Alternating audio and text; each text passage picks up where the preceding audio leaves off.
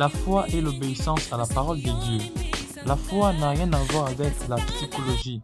Elle n'est pas une technique musique, c'est une obéissance brute au commandement de Dieu. Mais la bonne nouvelle est que ces commandements ne sont pas pénibles. Ils ne sont pas destinés à vous punir, mais à vous polir pour une faille, vous faire brûler. Je n'ai jamais passé mon temps à pérorer partout que j'ai de l'argent. Je suis toujours préoccupé à faire ce qui me donne l'argent à l'homme et tout. Et je me suis conformé aux exigences de l'alliance de l'abondance. Une alliance non restreinte au seul don, car elle répond au travail combiné au don. Le travail est le canal à travers lequel Dieu vous bénit. Dieu a dit qu'il bénira l'œuvre de vos mains et non les simples paroles de votre bouche, bien-aimé. Peu importe l'ardeur de votre confession, si vous n'êtes pas un travailleur diligent, vous n'êtes pas un candidat à ces bénédictions. Dans Proverbe 22-29, il dit ceci: si tu vois un homme habile dans son ouvrage, il se tient auprès des rois, il ne se tient pas auprès des gens obscurs.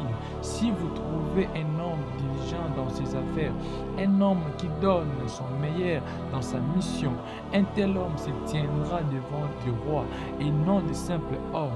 Tenir ferme dans votre travail et c'est rester aux commandes, rester engagé à votre tâche, c'est être distingué, bien-aimé de Dieu. Vous n'avez aucune garantie d'avenir sans travail. L'exemple d'Abraham, Dieu avait parlé à Abraham ainsi: prends ton fils Isaac, je te montrerai une montagne où tu l'offriras en sacrifice. La Bible relate que lorsqu'il fut resté par Dieu, Abraham prit Isaac et s'est mis à la recherche de la montagne dont Dieu avait parlé, afin de le sacrifier. Son unique engendré, c'est cela la foi. Abraham avait entendu de Dieu, puis s'était mis à faire ce qu'il avait entendu, et non à le confesser. La foi n'est pas un bavardage inutile, mais un dur labeur. Je voudrais que vous imaginiez un instant la sueur de vous glissant d'une main sur le visage d'Abraham pendant qu'il gravissait la montagne portant son fils sur ses épaules afin de le tuer, bien-aimé. Gravir une montagne pentie au cet âge, bien-aimé de Dieu, est une chose pas de facile. C'est une chose pas de facile, mais la douleur d'avoir à le faire pour aller sacrifier son seul et unique fils et tout autre, bien-aimé. Ce supplice dira en plus 3 bons jours. Abraham avait donc assez de l'attitude, pardon, si je peux le dire comme ça, pour changer d'avis. Mais chaque pensée n'avait même pas effleuré son esprit, bien-aimé, si je peux dire ça comme ça. Il arriva au lieu dit saisir son fils, c'est ce qui était un autre dit labeur, et essaya de le tuer quand même. Ce fut le comble, l'apogée de la torture, bien-aimé. Un vieil homme saisissant son fils pour le tuer. Le fils n'était pas inactif et attentiste dans cette affaire. Regardant son père qui essayait de le tuer, il se débattait pour s'échapper. Il comprima les jambes de son fils, les lia fermement avec une corde, bien-aimé, joignit ses mains et les attacha. Il les attacha, bien-aimé. Puis il prit, qu'est-ce qu'il prit? Il prit son poignard de son fourreau, bien-aimé de Dieu. Imagine un peu ces choses. Sous les regards innocents et pathétiques de son frère, ce n'est pas une mince affaire de vie de bavardage. C'était un dur labeur de notre ordre, bien-aimé de Dieu. Abraham n'était pas un confesseur de foi, mais un professeur de foi. Abraham n'avait jamais parlé de Sarah, bien-aimé. Il n'a jamais parlé de Sarah, de son coup visant à sacrifier Isaac. C'est peut-être lui-même que Sarah aurait éprouvé, bien-aimé. C'est donc tout en secret qu'il avait pris l'enfant, son couteau et un peu de bois, et s'était dirigé vers la montagne pour tuer le fils de la promesse. Abraham ne chantait donc pas les paroles de Dieu et et les accomplissez, bien-aimés de Dieu. Laissez-moi vous dire que toute confession de la parole de Dieu est une perte de temps, bien-aimés. Je répète, toute confession de la parole de Dieu, c'est une perte de temps. Arrêtez de confesser des Écritures, commencez à les professer. Abraham n'était pas devenu le père de la foi juste en confessant la parole. Il a confessé, non, il a professé, bien-aimé. Plusieurs ont tellement confessé la parole qu'ils sont confus. Aujourd'hui, d'autres l'ont tellement confessé qu'ils sont aujourd'hui déconcertés. Il est une fois de plus important de répéter que la foi n'est pas un bavardage oisif, mais un dur labeur. Savez-vous comme Abraham avait terminé son voyage? Abraham était vieux avancé en âge et l'Éternel avait béni Abraham en toutes choses. N'est-ce pas, c'est merveilleux? Si vous voulez aussi terminer votre voyage sur cette terre de la même manière, alors faites ce qu'Abraham avait fait, bien-aimé.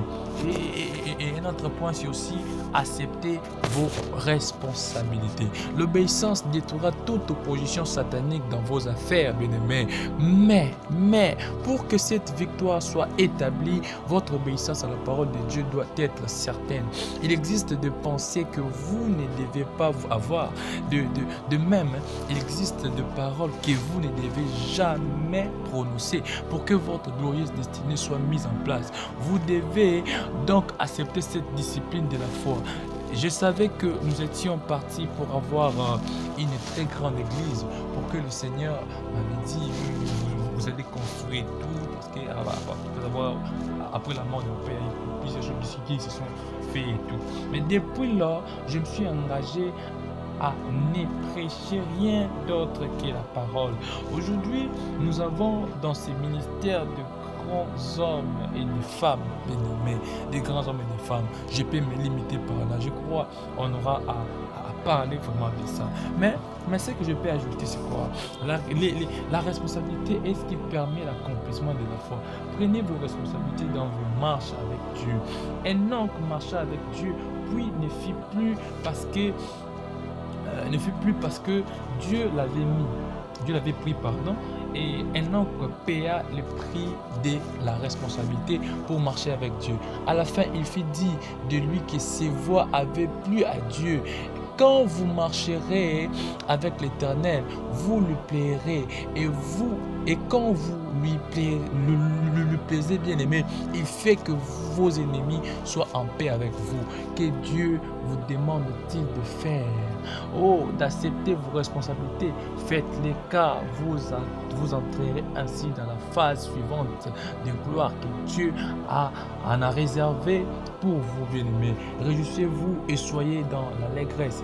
Dieu n'est pas un père à charge. Il est un père aimant et tendrement affectueux, bien-aimé. Il veut vous élever et faire de vous un sujet d'envie pour le monde entier. Acceptez donc vos responsabilités dès aujourd'hui. Je voudrais que vous receviez la grâce pour une obéissance avec joie au commandement de Dieu. Chacun des commandements de Dieu est pour vous et pour votre bien, Toute écriture est donnée sous l'inspiration de Dieu bien-aimé et pour le bien-être de l'humanité. Dès que vous commencerez à obéir à Dieu, je le vois, vous donner une quantité incomptable de bénédictions. Que le Seigneur, le Dieu des esprits soit avec vous. Je répète, que le Seigneur, le Dieu des esprits marche avec vous dans le nom de Jésus. Ainsi dit l'Éternel. S'abonnez-vous massivement à cette chaîne. Je crois que Dieu sera là. Abonnez-vous et partagez, likez. Et nous allons commencer à partager de bons sujets, de grands sujets. C'est votre humble serviteur, l'ancien messager Serge Boyengue. Ces chaînes, c'est juste un moyen pour nous de pouvoir partager la parole du Seigneur.